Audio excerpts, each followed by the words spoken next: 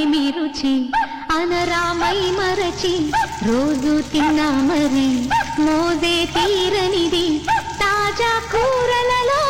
రాజా ఎవరండి ఇంకా చెప్పా